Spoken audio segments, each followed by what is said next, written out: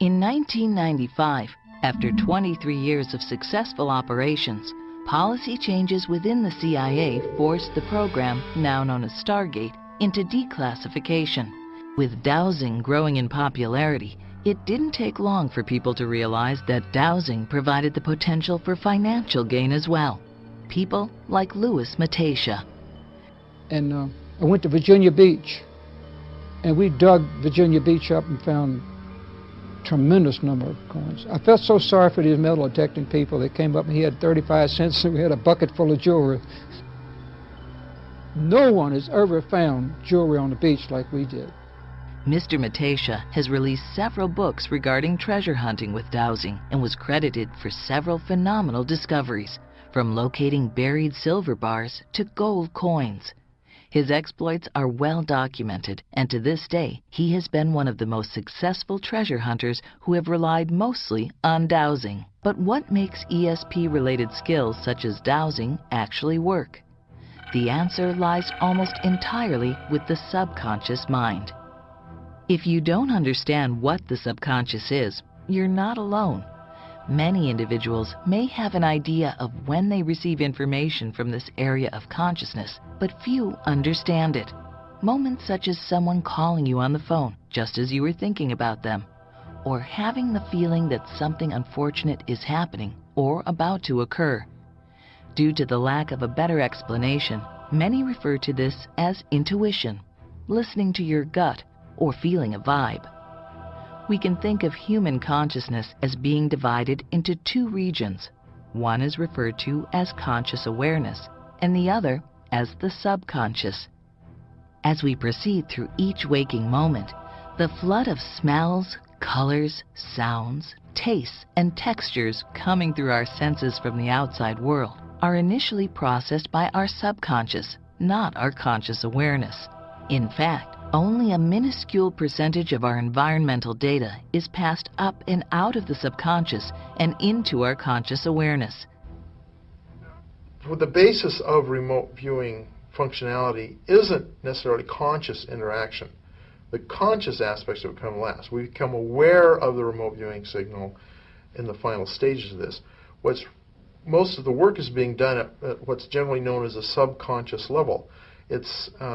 We talk in terms of the subconscious, the human subconscious, being connected with the rest of the universe in some interesting way that allows us to get information from places distant or hidden from us in some way. That all that information is available to the subconscious. It's just bringing up into conscious awareness where it can be useful that we run into difficulties. Notoriously, the subconscious is a repository for huge amounts of information, hundreds of thousands, millions of data bits that never make it up into conscious awareness.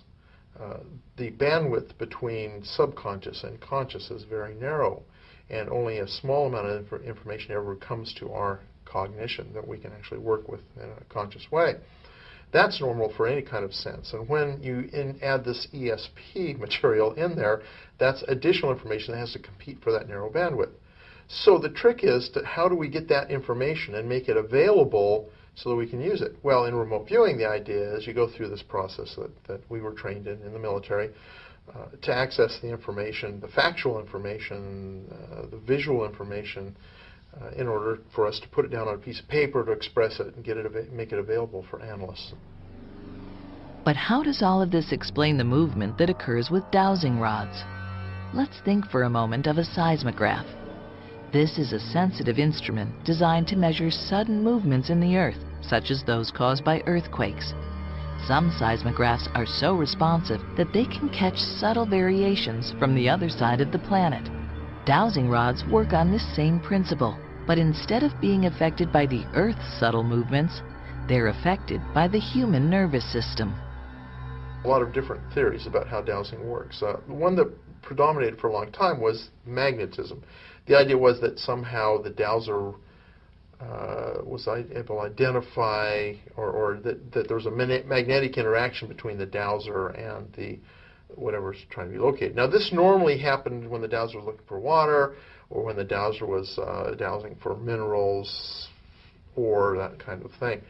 That was the explanation that was used. And so they'd go and, they'd dowse for it, and supposedly there's this attraction that caused the rods to work or whatever.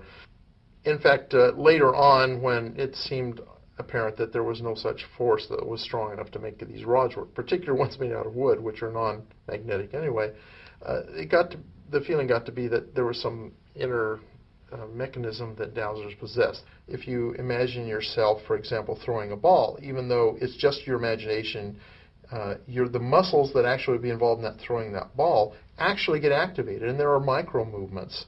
Even though you never actually perform the motion, your muscles, in a way, perform it just at a much lower level, so that's not noticeable. And any time we have those kind of ideas of any kind of action or activity, our muscles respond at a very low level, so we're not even aware of it, but nonetheless it's happening. It's called the ideomotor response. When people go out to dowse, then that ideomotor response, they're expecting to find water, and so when they come to a place where they think water is, even though they're consciously trying very hard not to move the rods themselves, there's this involuntary motion of the muscles, which they're not even aware of, that cause the instrument, the pendulum, the rods, or whatever, to actually move. The nervous system can generate subtle movements that are undetectable by our conscious awareness, so it's easy to understand why some dowsers may believe that an invisible force is responsible for moving their tools when they use L-rods or pendulums. But the question still remains, how does the subconscious know the answers to the information you are seeking in the first place, especially information that would seem to be unobtainable, such as locating buried treasure, or knowing what the next winning color on a roulette wheel will be? This aspect of ESP-related skill might still be one of the most mysterious and controversial topics in related scientific research. But thanks to quantum physics, a theory called quantum entanglement may provide new insight into how the subconscious can obtain what some previously believed to be unobtainable. There may be explanations available in quantum physics, but in only a narrow scope of it, a feature called non-locality, which has the idea that things are entangled. There's several different terms for it: Bell's theorem, non-locality, quantum entanglement. There's some interesting features of that part of quantum theory that might explain not just things like dowsing, but also things like remote viewing or ESP in general. The idea here is that physical particles, not subatomic particles, that become entangled sometime in their past, they establish a kind of a causative correlation, so that when they're separated by a long distance sometime in the future, if you affect one, then you have an instant effect on the other. Some of the results of the experiments in this suggest the sorts of things you encounter when you're doing dowsing or remote viewing. At one time, physicists believed that atoms were the smallest form of matter in existence. Then we discovered atoms were actually comprised of even smaller particles called electrons, protons, and neutrons. Today, we now know that even deeper levels of subatomic particles exist in the composition of all matter, including biological life, forms of energy, and neurons, a component for human thought. As the name implies, entanglement occurs when two or more of these subatomic particles form an association at what is now believed to be the lowest level of subatomic existence. The association between these particles allow influences that affect one particle to occur to the other instantly and regardless of distance. As a result, some researchers refer to this as non-locality, nullifying the idea that information travels between the particles, and instead, that it is somehow already and instantaneously connected at another level of existence. While this may seem inconceivable to some, it's no more astonishing than at one time theorizing how the splitting of an atom could not only be possible, but that it could be harnessed as a destructive weapon. The advancements made within quantum mechanics, including the theory of quantum entanglement, may begin to provide the answers to how the subconscious mind is able to obtain information about an unknown or remote target, providing insight into the mechanics behind dowsing and all related ESP skill. With convincing military test results, personal experiences, and new sciences providing a glimpse into how our thought function may truly operate, why are there still skeptics? Skeptics don't like dowsing because they have no way of explaining how it works. They are opposed to it for many of the same reasons they're opposed to ESP or similar kinds of so-called paranormal phenomena. There is no causative explanation that fits into any of our physical models. Until we come up with a really good theory that seems to satisfy them, aren't going to be pleased. They think this is literally spooky action at a distance, to borrow words from Einstein. They think that it's all smoke and mirrors, and that all people involved in dowsing or ESP in general are charlatans or deluded, one or the other, and they want to reject all of this stuff because it seems to undermine the worldview that is currently held by science.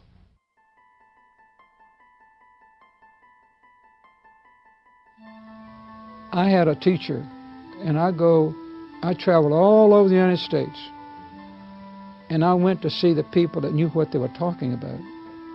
And that's how I did it, because you can learn how to drive a car, but if you're going to be a race car driver, you're going to have to get the experts to teach you what to do.